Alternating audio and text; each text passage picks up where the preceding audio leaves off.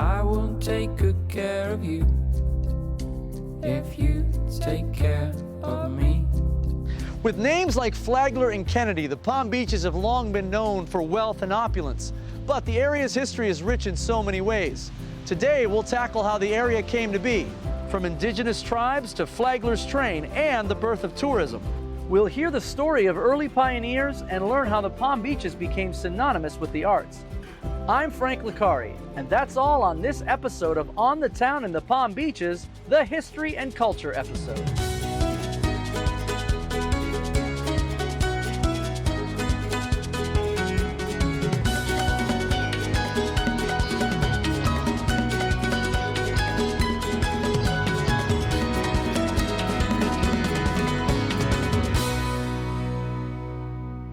This program is brought to you by Discover the Palm Beaches.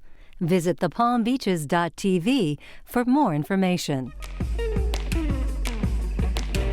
Hey, On the Towners, I'm standing in the shadow of the oldest structure in the Palm Beaches, the Jupiter Inlet Lighthouse. It's been helping sailors navigate dangerous waters since the 1860s.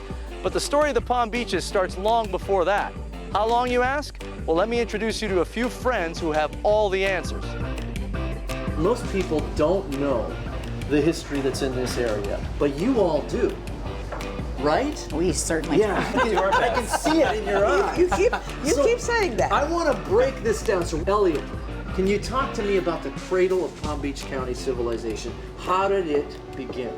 When the Europeans arrived in the early 1500s, there were probably 500,000 indigenous peoples in Florida, First Nations. And now we name our regions after them. There were the Tequesta, the Calusa, there were the Timucuans, the Appalachee. So we name all these places after the Indian groups that we wiped out. May I introduce William Jenkins Worth? Oh, is he here? He's very important to please. our conversation. Yes. So we're going to ask Mr. Elliot Kleinberg if he can connect William Jenkins Worth with the conversation that we just had as far as the Seminoles. Challenge flag. That was challenge. The Second Seminole War was the most vicious and the most unpopular. So the head of the U.S. forces was a fellow named William Jenkins Worth. And one day, Colonel Worth decided that he was tired of this war, so he unilaterally declared it over. And they actually honored him in 1842 by naming the body of water that we call Lake Worth. But just a few years later, in 1860, they were very busy up in Jupiter building the Jupiter Inlet Lighthouse. That was our first European group of people to be here. How old is the lighthouse? It was built in 1860. 1860? 1860, wow. Yes. I'll let you do the math. That's all right. There's no math being done. This is a history table. That's right. But nobody told me we were doing But math. Debbie, you have to tell Frank who built the Jupiter Well, Lighthouse. he actually didn't build it, but he did design it. Who designed it? George Meade. He was an architect, and he was down and visited the site, as did Robert E. Lee in the 1850s. On the eastern seaboard, South Florida was the last region of pioneering, and that's approximately the same time. The same time period. We were the last frontier. Yes. Give me that one thing that nobody would ever know. The lens is really historic, one of 13 in the entire United States, first order that's still active in the lighthouse. Older than anything else besides the lighthouse in Palm Beach County. So if that breaks, Irreplaceable. irreplaceable. You can't like tape it? Well, there is metal crossbar up there that helps hold it together. Okay. One of the lenses was damaged by a hurricane, but so well made that even with that damage, Still works. Still works. It was on a trip to St. Augustine when Henry Flagler first realized Florida had the potential to become a tourist mecca. All it needed were some grand hotels and a way to get there. So Henry Flagler built both. In 1894, he opened Palm Beach's first resort, the Royal Poinciana Hotel, and his Florida East Coast Railway laid its first tracks in the area.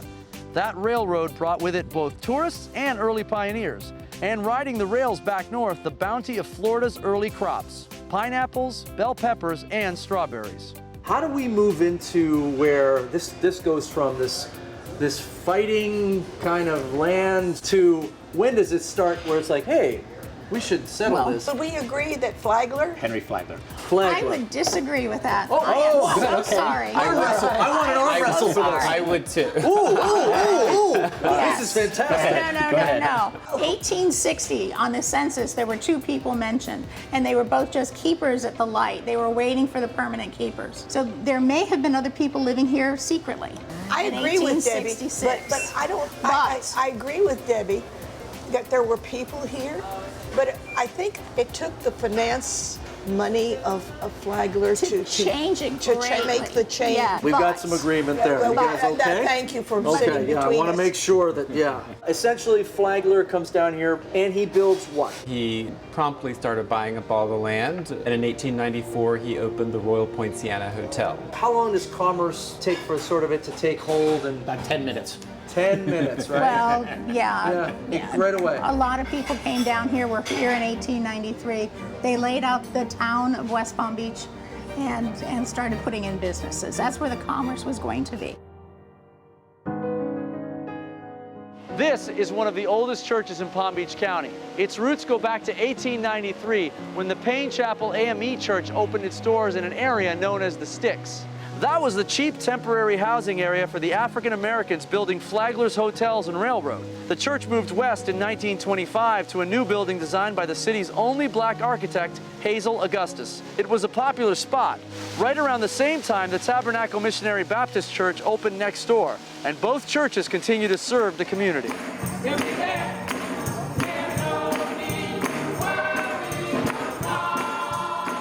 Sometimes when you go into a church, it's just a church until the congregation shows up, right? But this one, you walk in and it has an immediate spirit. You feel an energy when you come in here. I'm going to start with the pastor.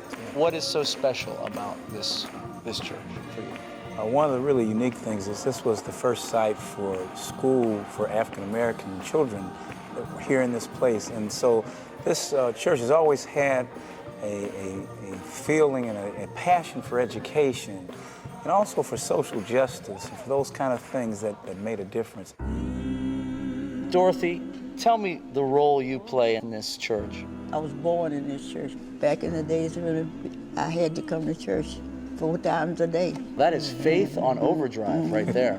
I saw the building of this church when I was a girl, when the men were on the scaffold putting those bricks up. That's got to be an interesting feeling coming to church every Sunday, knowing that you've been here through all of its history, right? 90 plus years. 90 plus years. Wow. The day kids can say, I don't think I feel like going to church. That was not part of it. Right. When you woke up, you knew Sure. that on Sunday Right. you were going to church. And you didn't mind it because, as I said, you got to see people that you wouldn't see It was home. all the time. It was home, It was right? always home. This is the highest point in Palm Beach County, and so that kind of gives us a uniqueness also. Everyone knows about the house on the hill. That's Yes. what Tab is. Cemeteries often hold the key to a community's rich history. Filled with dates, names, and stories, the Evergreen Cemetery is the final resting place for some of Palm Beach County's most influential black citizens for over 85 years. Some of the more notable ones are Dr. T. Leroy Jefferson, the area's first black physician, and J.W. Minkins, who was an early educator. Let's talk to Dr. Alicia Wynn and Debbie Range to tell us a little bit more about this sacred place. This is the site of Evergreen Cemetery, African American cemetery, which was initially started October 23rd in 1913 by founders. One, the first black midwife, Mildred Gildersleeve, and many others came together, purchased at least 9 acres of land, and it is known to be Florida's first incorporated cemetery that was privately owned and operated by African Americans. Wow. The founders of putting this particular cemetery together, Mildred Gildersleeve, is buried here, and T. Leroy Jefferson. He was the first black doctor, and he lived in the Sticks first, and then into West Palm Beach. So he was the only black doctor to service the entire black community during that time. Wow. So this still remains a very important sort of sacred place in the community.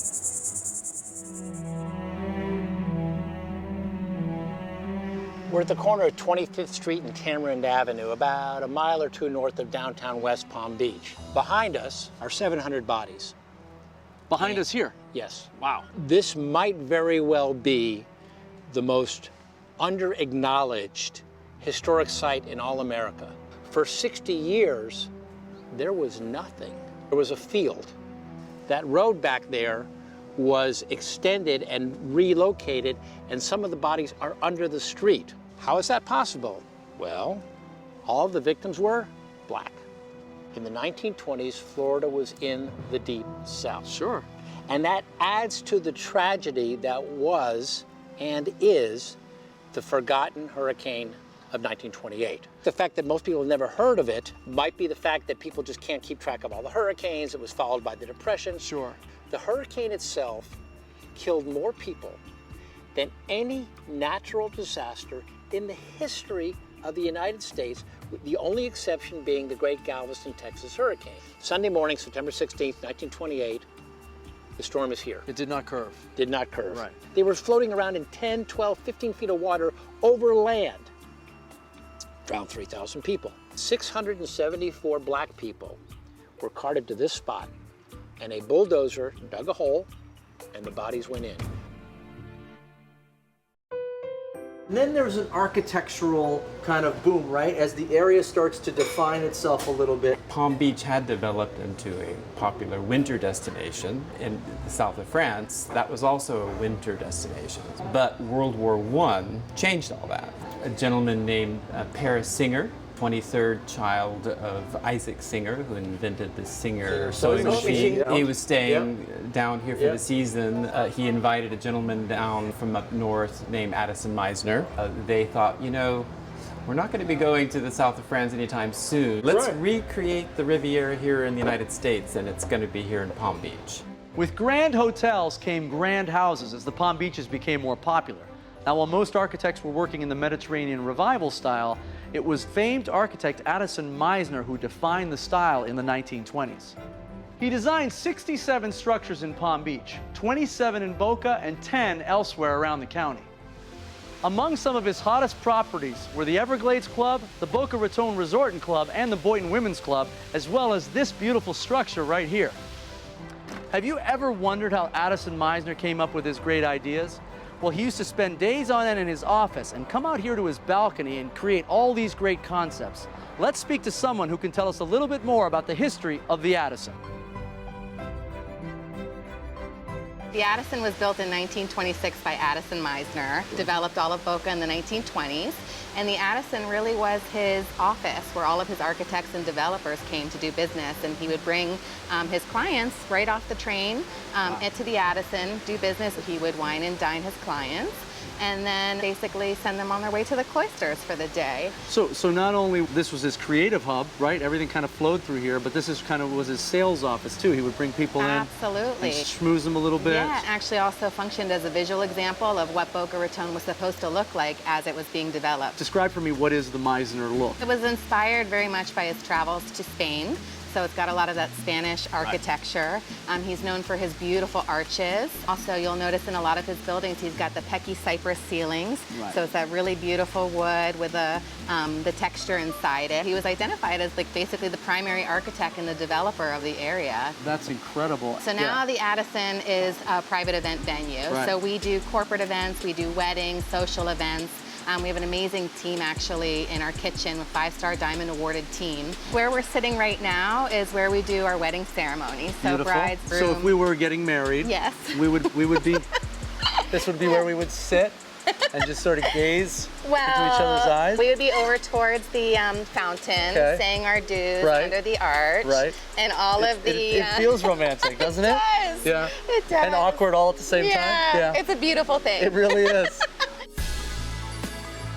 Meisner's architecture can also be found along Palm Beach's most famous shopping destination, Worth Avenue. There you'll find fashion's hottest boutiques among Mediterranean-style courtyards and alley getaways. But Worth Avenue isn't the only spot for world-class shopping in the Palm Beaches. Fashionistas will find PGA Commons and Royal Poinciana Plaza to the north, and in Boca, they can enjoy Meisner Park's mix of shops and fine dining. There's also a lot of specialty shops in the region. I hear this next spot has been selling women's clothes for over 100 years. Let's take a peek inside and see how much fashion has changed since 1895. Just give me a little history of how we got here. Well, my family actually came down on the train with Henry Flagler in 1890s, early 1890s, and they started Anthony's in 1895. Who's they? My grandfather's older brothers. It became a full-line department store probably in the 30s and 40s. We had women's, men's. Oh, so you had everything. We had cosmetics. Oh. Like Birdine's was the store in Miami. So we were the department store here. You've got a really niche demo. Totally. And we know who we're after. We don't, sway from that at all. Not only have past and present presidents made Palm Beach County their winter White House, but here's a fun fact. What do Rod Stewart, Jimmy Buffett, JFK, and Arnold Schwarzenegger all have in common? They've all bellied up to this counter here at Green's Pharmacy. In this store, you don't know who's sitting next to you. Sure. We've had Hollywood. Right. We've had senators. We've had Jimmy Buffett. And he's in here all the time. He just gets treated like he was you. Oh, I doubt Nicole. I get treated terribly so far. We don't chase anybody. If we find that we see them, we don't chase them for autographs. Sure, of course not. My employees have been told, you do that, don't come back. Well, I want you to know that I give autographs out freely. So if you let your employees know I'm an open book, no problem. The Paramount Movie Theater was another local hotspot. In its glory days, you could catch a glimpse of famous celebrities. Currently, it houses a church and thankfully still a good bit of movie memorabilia. When it opened, was considered to be one of the fanciest movie theaters in the entire country. Now you have to think that why would that be in Palm Beach? Well, a lot of folks who were financing films were in Palm Beach. Right. So there was an attempt to, impress them and make sure they really, supported future films. Sure.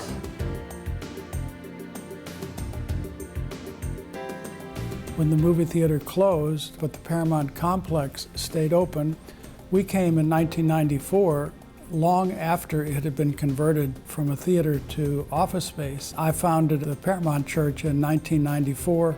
People continue to come into the Paramount daily because many have been here when it was a historical theater, and we have an extensive photographic exhibit that is open to the public every day, showing the history of the Paramount Theater, who was here and attended the films in the 1920s, 30s, 40s, 50s. You can't talk about Palm Beach County history without talking about Burt Reynolds. And there's not a lot of small areas like this where you can say, oh, there's a celebrity that was born and raised and grown out of this sort of area. So let's talk about the Burt Reynolds Theater. It opened in 1979, and he had it for exactly 10 years. He brought all of the biggest names into town, and I have met people that traveled from the Midwest just to come and see shows and performances here. I mean, he really and truly put Jupiter on the map. Every year, the Palm Beach's Student Showcase of Films happens. I get to host it, which is so much fun. And we're now calling this kind of the home of the Student Showcase of Films, because every year, Burt would be here with yourself and you would interview for the Burt Reynolds scholarships for all the students. So Andrew Cater was wonderful and opened up the space here. We would meet each of these blow your socks off, incredibly talented young people. He loved that process, being able to meet them, be able to talk to them, being able to interview them. That was always very special to see. Because you felt like you knew him. Yes. He was just down home Burt. That's actually a really great way to describe him, because I do think everybody felt that they knew him. Yeah. And that's what he wanted. And he appreciated and loved his fans so much. One of the things that makes you part of a community, right, is its arts and its culture. Can we all agree on that? Yes. So let's talk about that part of the area, which I think is where we're getting to with society, culture, arts, JFK, all of the things that we want to sort of bring in here. The theater, all of these things are what make the area a home. What makes an area a home? The best place is to start someplace like Debbie, because she represents all of Palm Beach County. When you go to visit her museum, the little historical society, that little thing, little museum, she represents all of us. Right. Well, one of the more modern people that may have that really looked at our community as a whole and whether or not this would be a viable place to bring a business was Alex Dreyfus. He's the one who began the drive for the Kravis Center. That was just the penultimate. There were many, many more facilities, especially in Palm Beach. Right, well, I think there's probably the first important cultural institution was the Society for Arts in Palm Beach. Isn't that neat? Because still there. absolutely, there was a need for these wealthy folks coming down to Palm Beach in the winter months to have a place to go check out a book, right, or to attend a lecture, yep, or to go to for the an art movies. exhibit.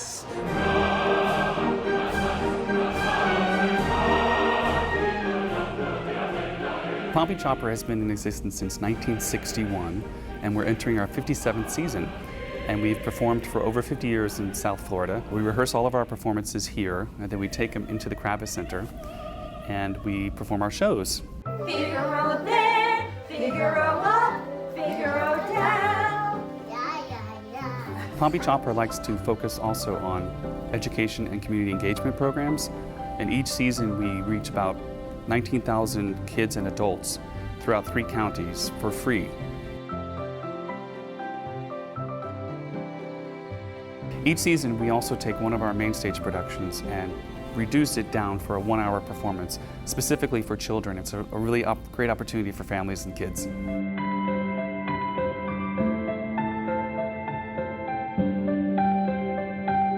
If you haven't had an opportunity to visit the Norton recently, their addition is just absolutely gorgeous. Yeah, that's magnificent. I think the first major fine art museum in the state of Florida. It started initially as not only a museum, it was also an art school. So my mother took art classes there along with many other local folks. So it really had a double function of exhibiting this collection from Ralph Norton, which then grew over time. When you walk in here, it really feels like you're in a grand place. It feels like you could pluck this and put it in New York or Washington. Tell me about the collections that you have here, because as you walk around, it's pretty impressive. First of all, I'm so glad you said that. I'm so glad you asked that, because I'm really good at what I do, Scott. Very, very good. I can tell that. I can feel I'm a professional. The Norton has probably one of the broadest collections of art in Florida. We have American art, pre-1960, contemporary art, post-1960, European art, Chinese art, and photography. And one of the interesting things about the founder, Ralph Norton, is that he wanted the West to become more familiar with the East. And he has assembled one of the world-class collections of Chinese jade and bronze and porcelain. It's a small but mighty collection that's pretty much known throughout the world. From festivals featuring 3D chalk painting to art in public places to colorful murals popping up on buildings all over town, the Palm Beaches celebrate the arts in all mediums. Let's paint the town at the Lake Worth Art League.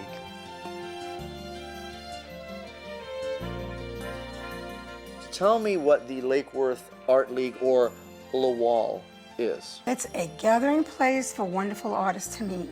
They must be wonderful, though. They are just terrific. Some of the artwork is done by emerging artists. Then we have our in-between artists who are taking classes and want to exhibit their artwork here. And it's a wonderful place to hang your art. Right. Maybe it won't get sold, maybe it will, but you'll have a lot of fun on Fridays. The first Friday of the month. First we have Friday of the month. Reception. Okay. What does the reception entail? I bring my little stuff with me? No, you bring no stuff. I bring no stuff. I just meet people. You bring something to snack on. Oh, so it's like a potluck reception. Yeah, that's exactly Thank right. you. And people will, everybody, it's for everybody. Okay. Anybody walking down the street can come in. Right. And we welcome them. That's it. So, and there's just a bunch of artists sitting around We're talking. not sitting. No, you're standing. We're standing. Okay, okay. Most sorry. of us. I'm sorry, I didn't mean to. I would never assume an artist would be sitting. No, we want to be mobile. No, the and energy talk is, about yes. Artists. Artists, yes, that's it. Yes. It's a fun place. You should come on a Friday. I should come on a Friday. We're in Howley's restaurant. It is the oldest working restaurant in Palm Beach County, is that right? Yes, it is. How did we get here? It was built in 1950. Okay. It was owned by the Howley's family, and it was 4 young girls working here. Oh. Howley's daughters. Oh. How young? In probably teenage years. Teenage years, Yeah. okay. They did everything? Yeah. They cooked? He cooked and Oh, he they cooked. served. The It was dad. family owned and operated. Okay, so the dad cooked, Mhm. the girls served the food. Yep. Okay, 1950, wow. Yeah. It's good quality food. Yep. Made to order Okay. with a friendly smile. My little angels of history. Look what I did. I went into the kitchen You did this yourself? with these hands, Helen, with these hands, and I made us eggs howley, named after the restaurant. Can I interest you? You're all full? I am full. Thank you. You're good. Yes. Elliot is not going to indulge us in a Maryland crab cake. We ready? Yeah. Let's all do it together. I need to have a smaller bite. Let's all do it together. Okay. Ready? 1, 2, 3. Yeah. Very good, Frank. Yeah. You Not did bad, that, right? Frank, and you did this all by yourself? Oh yeah, all by myself. Just an inside tip for Howley's. It is a late night diner. So Yes. it stays out very, very late. You I can was come told. here for dinner at Till 1 or 2 in the 5 morning. a.m. I heard they open And on the weekend. So everyone, to history, thank you so much for a wonderful time. I have left with so much knowledge. There'll be a test. And I came with nothing, as usual. We checked out the area's oldest building, the Jupiter Inlet Lighthouse, while our historians helped us explore Henry Flagler's role in creating the modern tourism industry. And we learned, among other stories, how one of the area's oldest arts institutions, the Norton, has evolved into a modern-day world-class museum. We hope you'll get out and explore these cultural gems, and be sure to join us the next time we go on the town in the Palm Beaches. Does that look like the...